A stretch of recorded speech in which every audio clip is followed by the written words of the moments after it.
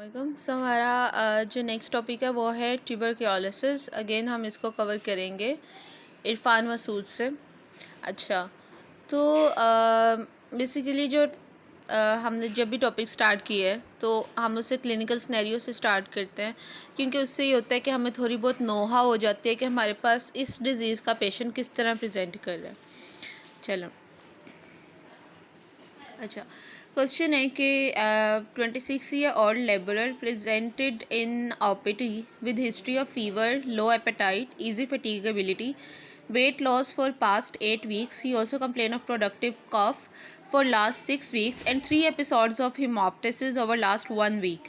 There are crackles in the left apical chest and जो इसके बाकी पार्ट्स हैं वो हमारे पास क्या है, डायग्नोसिस है, 2 इम्पॉर्टेंट इन्वेस्टिगेशंस एंड और सी पार्ट इसका ट्रीटमेंट। ठीक है।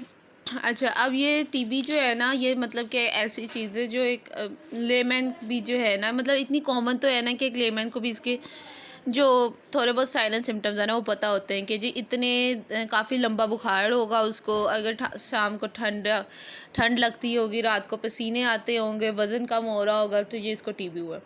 मतलब ये सिंपल टिपिकल सी फाइंडिंग्स है इसकी। साथ में खांसी वगैरह है उसको, बलगम वाली खांसी है। तो सिंपल यही होता है। ज़्यादा जो है ना हमने देखना है इसमें, एक तो डायग्नोसिस पूछा जाता है, वो हमें करना आ गया। सेकंड जो चीज़ पूछी जाती है ना इसमें, जैसे वो इन्वेस्टिगेशंस पूछी हुई है, इसका मतलब हमने इन्वेस्टिगेशंस पे ज़रा गौर करना है।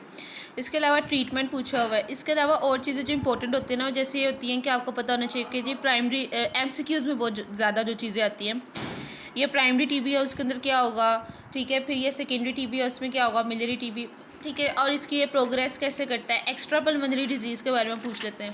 तो हमने इन चीज़ों को ना फोकस में रखते हुए ना फिर टॉपिक को तैयार करना है। अच्छा, ये तो टीबी जो है वो किससे होता है, माइकोबैक्टीरियम ट्यूबरक्लोसिस से होता है, जो कि एसिड फास्ट बैक्टीरिया है। यहाँ तक तो आपको पता है। हम आगे देखते हैं कि मेन चीज़ जो है वो है इसकी पैथोजेनेसिस। अच्छा, अब हमारे पास जो लंग होता है ना, अच्छा लंग का जो है, सपोज़ ये लंग है, ठीक है, और ये उसकी अपर लोब है, लोअर लोब है। जो प्राइमरी होती है ना लियन, वो यहाँ पे होती है, गॉन फोकस जो बनता है आपका, ठीक है। फिर अगर ये इसके साथ साथ साथ वाला लिम्फ नोड भी इन्वॉल्व कर ले, तो अगर तो सिर्फ ये है ना कि सिर्फ एक प्राइमरी लियन है तो आप बोलते हैं गॉन फोकस। अगर ये लिम्फ नोड भी इन्वॉल्व कर ले तो फिर से आप कहते हैं गॉन कॉम्प्लेक्स, ठीक है। और जो है वो अगर इसके इर्द गिर्द जो है वो कैल्सिफिकेशन हो जाए, इस आपके प्राइमरी जो फोकस है गॉन फोकस और ये जो आपका लिम्फ नोड था, इनके इर्द गिर्द, दोनों के इर्द गिर्द जो है वो कैल्सिफिकेशन हो जाए, फिर हम इसे कहते हैं रैनकी कॉम्प्लेक्स, ठीक है। अब होता क्या है कि जो हमारे पास प्राइमरी लियन होती है ना, वो आती है यहाँ पर, ठीक है, lower part of upper lobe, ठीक है, तो यहाँ पर होती है। जो सेकेंडरी रीएक्टिवेशन टीबी होती है ना, दोबारा होती है, वो एपेक्स में जाता है, ठीक है, वो ऊपर को होता है। तो ये बस थोड़ी सी चीज़ें थी जो यहाँ पर बताई हुई हैं, वो यही है। उसके बाद हम देखते हैं प्राइमरी टीबी। प्राइमरी टीबी तो ये है ना कि एक पहले बंदा अनइन्फेक्टेड था, ठीक है, उसको कोई मसला नहीं था। क्या हुआ कि उसको कहीं से ड्रॉपलेट इन्फेक्शन है ना, टीबी कोई एक खांस रहा आपके मुंह के ऊपर, और फिर वो ड्रॉप्स जो हैं वो जाते हैं अंदर, जाते हैं, इनहेल करते हैं, तो थ्रू सम सोर्स जो है वो टीबी हो गया। अब ये टीबी किस तरह का हो सकता, अब ना यहाँ पे हमारे पास दो चीज़ें हो सकती हैं कि जो ये हमारे पास यहाँ पे लंग के अंदर ये फोकस बना था, फोकस बन के लिम्फ नोड, ठीक है, ये लिम्फ नोड को भी इसने इन्वॉल्व किया, गॉन कॉम्प्लेक्स बना था। अब ये या तो उस बंदे की इम्यूनिटी होगी बहुत अच्छी, तो एक केस तो ये है कि वो वहाँ पे कैल्सिफिकेशन हो, वहाँ पे जाके इम्यूनिटी फाइट करे और जी आप जीत जाएँ, बीमारी हार जाए, आपकी कुव्वत मुदावत जीत जाए और आपको सिम्टम्स अपीयर ना हो। एक चीज़ तो ये हो सकती है। दूसरा ये हो सकता है कि आपके ये जब गॉन फोकस बना है, ठीक है, अब साथ में इसने लिम्फ नोड को इन्वॉल्व कर लिया है, लेकिन जो है ये गॉन कॉम्प्लेक्स बन गया। अब जो है वो इसके अंदर क्या है कि इतनी इम्यूनिटी इस बंदे की नहीं है, मे बी किसी भी वजह, कोई डिजीज़ रहे, पर्सन, कोई भी रीज़न है, उसकी इम्यूनिटी लो है या वो प्रॉपरली फाइट नहीं कर पाया, तो अब क्या होगा कि ये बंदा जो है ना ये डिजीज़ में जाएगा। इसके अंदर मल्टीपल ऑर्गन्स भी इन्वॉल्व हो सकते हैं, एक्स्ट्रा पल्मोनरी टीबी भी जा सकता है, हेमाटोजेनस स्प्रेड भी हो सकता है, ठीक है, या इसको अगर टाइमली कंट्रोल कर लिया जाता है तो हो सकता है हेमाटोजेनस स्प्रेड वगैरह ना हो। तो ये सारी चीज़ें जो है ना, अगर तो इसमें टीबी होता है ना इस बंदे में, तो हम कहेंगे प्रोग्रेसिव प्राइमरी टीबी, कि टीबी जो है वो प्राइमरी टीबी और वो प्रोग्रेस कर गया, ठीक है। अब उसमें ये डिफरेंट ऑर्गन्स को इन्वॉल्व, जैसे लिम्फ नोड का तो आपको बताया है कि लिम्फेडिनोपैथी हो सकती है, लंग कोलैप्स कर सकता है, कैविटेशन हो सकती है, मिलियरी टीबी हो सकती है, मेनिंजाइटिस, पेरिकार्डाइटिस वगैरह, मतलब सीएनएस को इन्वॉल्व कर सकता है, वो आपके इलियम में जा सकता है, जेनिटो यूरिनरी ट्रैक्ट को इन्वॉल्व कर सकता है। इसमें आती है हमारे पास एलपीबी, ठीक है। एलपीबी मतलब कि लिम्फ नोड्स को, सबसे पहले लिम्फ नोड्स को इन्वॉल्व करता है, फिर प्लूरा को इन्वॉल्व करता है, और लास्ट पर ये बी नहीं है, ये जी है, ठीक है। लास्ट पर जेनिटो यूरिनरी ट्रैक्ट जो होता है ना, उसको इन्वॉल्व करता है। सर्जरी में आप देखेंगे पेशेंट्स काफ़ी सारे पड़े होते हैं, लेप्रोटोमी में भी है उनकी, कि इंटेस्टाइन जो है वो उनका में मसला हुआ होता है, ठीक है। ट्यूबर इंटेस्टाइन के अंदर टीबी गया हुआ है, या इस तरह से कहते हैं कि आपका टीबी आपके आंतड़ियों में फैल गया है। तो प्रॉपर्ली अगर उसको ट्रीट नहीं किया जाता है, रेजिस्टेंट है, या मोस्टली टीबी का ज़्यादा मसला ये होता है कि इसके ट्रीटमेंट से भी ज़्यादा मसला आता है कि कंप्लाइंट नहीं होते पेशेंट, मतलब ज़्यादा देर तक ट्रीटमेंट चलना होता है, और इतनी देर तक पेशेंट जो है वो लेते ही नहीं है, मेडिसिन छोड़ देते हैं, स्किप कर देते हैं, जिसकी वजह से सारा डिज़ामिनेट कर जाता है। सेकेंडरी ये है कि प्राइमरी तो ये था ना कि मतलब उस बंदे को इन्फेक्शन हुआ, टीबी हो गया, प्रोग्रेस कर गया, ये प्राइमरी प्रोग्रेसिव टीबी है। सेकेंडरी टीबी ये होता है कि फॉर एग्जांपल जैसे बंदा मैंने कहा था कि ठीक हो गया था, अब ये बंदा ठीक हो गया था मिसाल के तौर पे जब शुरू में इसकी इम्यूनिटी ने फाइट किया, लेकिन कहीं कहीं कोई बैक्टीरिया जो है वो डोरमेंट फॉर्म में पड़ा हुआ था, ठीक है। वो बैक्टीरिया डोरमेंट पड़ा हुआ था, इसको पहले कभी टीबी हुआ था तब वो एसिम्प्टोमेटिक था, तब इतना मसला नहीं हुआ। फिर उसके बाद क्या हुआ, वो जो डोरमेंट फॉर्म में टीबी था वो एक्टिव हुआ, उसने दोबारा जाकर जो है वो एपेक्स में जाके दोबारा जो सेकेंडरी टीबी है ना वो इसने करवाया, तो अब जो टीबी होगा ना ये होगा सेकेंडरी टीबी, या इसे कहते हैं रिएक्शनरी टीबी, ठीक है। और इसको हमारा जो यहाँ पे वर्ड है ना वो है post primary TB. Post primary TB अलग चीज़ है। पोस्ट प्राइमरी एमसीक्यू में आता है। पोस्ट प्राइमरी का मतलब है प्राइमरी टीबी पहले हुआ था कहीं, और अब उसके बाद जो हो रहा है वो पोस्ट प्राइमरी टीबी है। अगर आप कहेंगे ना एमसीक्यू में लिखा होगा प्रोग्रेसिव प्राइमरी टीबी, तो इसका मतलब है कि ये प्राइमरी टीबी है, जो प्रोग्रेस किया है वो प्राइमरी ही है, ठीक है। ये दोनों वर्ड्स जो है वो गौर से देख लें। क्लिनिकल फीचर्स क्या होंगे इसके, वही कि जी ये जो अपर पार्ट एपेक्स है वो मोस्ट ऑक्सीजनेटेड है ना, तो अब ये वहाँ पे होगा, ठीक है। वही बुखार है हल्का हल्का, ठीक है, रात को पसीने आ रहे हैं, ठंडे पसीने आ रहे हैं, वज़न कम हो गया है, ठीक है, भूख नहीं लगती, निमोथोरेक्स जो है वो इसमें बन सकता है। अब उसके अलावा जो है वो कैविटेशंस वगैरह वो बनती हैं। अच्छा, अब इसमें क्या होता है कि एक चीज़ ये होती है कि जब ये बंदा खांसता है ना, तो ये आपका परा हुआ है, ये यहाँ पे कैविटेशन परी हुई है, ठीक है, यहाँ पे आपका बैक्टीरिया परा हुआ है, तो जब वो खांसता है ना तो हो सकता है कि ये एसिड फास्ट बेसिलाई जो है ना ये इसके स्मीयर में स्पूटम में आ जाए, तो जब वो टेस्ट करते हैं तो वो पॉजिटिव मिल जाता है। और इसके अलावा जो मिलियरी टीबी है ना ये है कि जो अब ये जो बैक्टीरिया है ना ये ब्लड में आ गया। एक आपने पढ़ा प्राइमरी, यानी उसको प्राइमरी इन्फेक्शन था, एक आपने पढ़ा सेकेंडरी, पहले ठीक हो गया, डोरमेंट पड़ा था, बाद में जाके एपेक्स में उसने किया। तीसरा मिलियरी। मिलियरी जो है ना इसमें ये होता है कि इसमें जो हमारे पास ब्लड वेजल होती है ना ये उस ब्लड वेजल के अंदर चला गया, जैसे ब्रोंकियल आर्टरी के अंदर चला गया, अब वो मोस्टली ब्रोंकियल आर्टरी को करता है, ठीक है।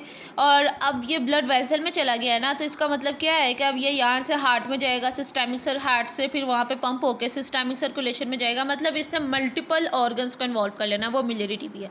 इसमें बाकी ऊपर वाली चीज़ें तो वही हैं, वही बुखार और नाइट स्वेट और या वेट लॉस वगैरह, बाकी इसमें ऑर्गन्स भी इन्वॉल्व होने लगेंगे। हेपेटोसिप्लिनोमेगाली, इसमें मेनिंजाइटिस हो सकता है। अच्छा, फंडोस्कोपी करेंगे तो कोरोइड ट्यूबरकल्स मिलेंगे। चेस्ट एक्सरे पे मिलेट सीड अपीयरेंस आती है। अच्छा, अब हम देखते हैं कॉम्प्लिकेशंस क्या है पल्मोनरी टीबी की। मैसिव हिमोप्टिसिस हो सकता है। मैसिव हिमोप्टिसिस कब हो सकता है, देखिए हिमोप्टिसिस कब हो सकता है कि खांसी के अंदर खून आ रहा है, वो ये कि जैसे मैं आपको बताया था कि ब्रोंकियल आर्टरी जो है ना ये इन्वॉल्व हो जाती है। ब्रोंकियल आर्टरी इसका कनेक्टिव टिश्यू इतना ज़्यादा नहीं होता, अगर ये मतलब थ्रू एंड थ्रू रप्चर हो जाती है तो ये जो है ना खून सारा वो आना शुरू हो जाएगा। इसके अलावा कोर पल्मोनेल हो सकता है, एस्परजिलोमा ब्रोंकिएक्टेसिस हो सकती है, ठीक है। अब अगर मैसिव हिमोप्टिसिस है ना तो उसका इलाज ये है कि वहाँ पे हम ब्रोंकियल आर्टरी एम्बोलाइजेशन कर देते हैं, ठीक है।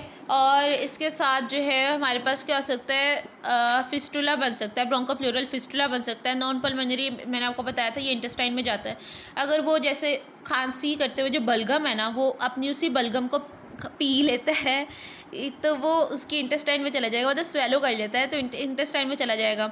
या एनोरेक्टल डिजीज़ हो जाएगी, वो इसने स्वेलो कर लिया। पॉन्कस पॉलीआर्थराइटिस हो सकता है। अच्छा, अब जो है हमारे पास हमने ये देखा कि ये हमारे पास क्या क्या प्राइमरी है, सेकेंडरी है, मिलरी है, या कॉम्प्लिकेट कर गया। एक्स्ट्रा पल्मोनरी डिजीज़ भी होती है।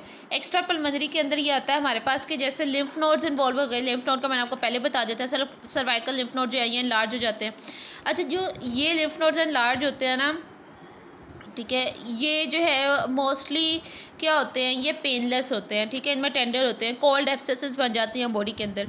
तो हम ना इनको ड्रेन करते वक्त ये ख्याल करते हैं, वैसे तो हम ऐसे करते हैं ना कि पेशेंट को बिठा के नीचे सारा मैस हो जाएगा तो उसकी इंसिडेंट ड्रेनेज करते हैं, मगर इसमें होते हैं कि कोल्ड एब्सेसेस बनते हैं तो उसको एंटी ग्रेविटी ड्रेनेज करते हैं उसकी, वरना वो फिस्टूला बन जाता है, ठीक है। इसके अलावा GIT डिज़ीज़ होती है, ये बहुत कॉमन है, सर्जरी में इसके पेशेंट्स काफ़ी सारे मिल जाते हैं, मतलब बहुत देखे हैं।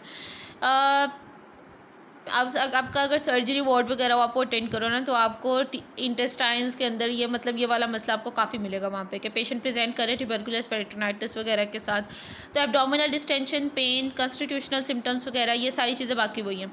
अच्छा, पेरिकार्डियल डिजीज़ जो है ये भी हो सकती है। एक हमने देखा लिम्फ नोड में जाता है सबसे ज़्यादा। दूसरा हमने देखा GIT डिजीज़, ये हमने देखी हमने, ठीक है। पेरिकार्डियल डिजीज़, पेरिकार्डियल इफियन वगैरह हो सकती है, जिसमें हमें चेस्ट एक्सरे के अंदर जो है ना, वहाँ पे इफियन होगी ना तो हमें डल जो है वो हो जाएगा, वहाँ पे परकशन और डल हो जाएगा, ठीक है। और आपके अलावा जो चेस्ट एक्सरे पे ग्लोबुलर हार्ट, एनलार्ज्ड हार्ट आता है। CNS में मेनिंजाइटिस कर सकता है, ट्यूबरक्यूलोमा कर सकता है, ठीक है। बोन और जॉइंट डिजीज़ अगर हम देखें तो बोन के अंदर पोर्ट्स डिजीज़, ठीक है। सोस एप्सिस जो हमने पहले बताया था कि कोल्ड एप्सिस बन जाती हैं, ठीक है, बॉडी में डिफरेंट रीजन्स पे। और इसकी इंसिडेंट ड्रेनेज जो है वो आम इंसिडेंट ड्रेनेज नहीं होती, एंटी ग्रेविटी इंसिडेंट ड्रेनेज होती है, ठीक है। जॉइंट्स में जो है ये पोनकेट्स एंथ्रोपैथी करता है, ठीक है। इम्यूनोलॉजिकली होता है, मीडिएटेड होता है ये, ठीक है। और बाकी जो है ना, हम डायग्नोसिस हम नेक्स्ट पार्ट में कवर करते हैं। अभी इसको ज़रा मैं क्विकली रिवाइज कर देती हूँ कि हमने देखा कि एक तो माइकोबैक्टीरियम, ठीक, गॉन फोकस तो ये है ना कि सिर्फ प्राइमरी लीजन है, वो गॉन फोकस है। जब हम उसने लिम्फ नोड भी साथ में इन्वॉल्व कर लिया तो वो गॉन कॉम्प्लेक्स है, ठीक है। सिर्फ ये है ना, ठीक है, तो ये क्या है, ये गॉन फोकस है। जब ये लिम्फ नोड को इन्वॉल्व कर लेगा तो अब ये गॉन कॉम्प्लेक्स है। जब इसके इर्द गिर्द कैल्सिफिकेशन हो जाएगी तो ये रैंकी कॉम्प्लेक्स है। फिर प्राइमरी टीबी हमने देखा कि प्राइमरी अपना ज़ाती टीबी था, प्रोग्रेसिव प्राइमरी टीबी, ठीक है, जैसे वो किसी ने मुंह पे खांस लिया, कुछ हो गया उसकी वजह से। फिर सेकेंडरी टीबी हमने देखा कि ये जो टीबी था ना, ये वो वाला टीबी था कि जिसमें पहले वो बंदा ठीक था, बाद में वो डोरमेंट था, या पहले वो डिजीज़ था लेकिन कोई इनएक्टिव बैक्टीरिया पड़ा हुआ था, प्रॉपर्ली सही वाला किल नहीं था हुआ, उसने बाद में एपेक्स में जाके दोबारा कर दिया। बिलियरी टीबी हमने देखा कि वही वाला जो बैक्टीरिया था वो ब्लड वेजल के अंदर आ गया है और अब हेमेटोजेनस स्प्रेड होकर मल्टीपल ऑर्गन को इन्वॉल्व कर रहा है। फंडोस्कोपी पे कोरोइड ट्यूबरकल्स आपको मिलते हैं। कॉम्प्लिकेशन हमने देखा कि मैसिव हेमोप्टाइसिस वगैरह भी हो जाती है जो ब्रोंकियल आर्टरी को इन्वॉल्व करके होती है। फिर बाकी हमने एस्परजिलोमा वगैरह देखा कि ये भी बनते हैं। एक्स्ट्रा पल्मोनरी हमने देखा कि लिम्फ नोड्स को इन्वॉल्व करता है, बहुत ज़्यादा इन्वॉल्व करता है, सर्वाइकल मीडियास्टिनल लिम्फ नोड्स को। प्लूरल इफियन वगैरह भी करता है, GIT डिजीज़ करता है, ठीक है। इलियोसिकल रीजन में पेरिकार्डियल डिजीज़ जो है वो करता है, पेरिकार्डियल इफियन भी कर सकता है, कंस्ट्रक्टिव पेरिकार्डाइटिस कर सकता है। CNS में ये मेनिंजाइटिस कर सकता है, ठीक है।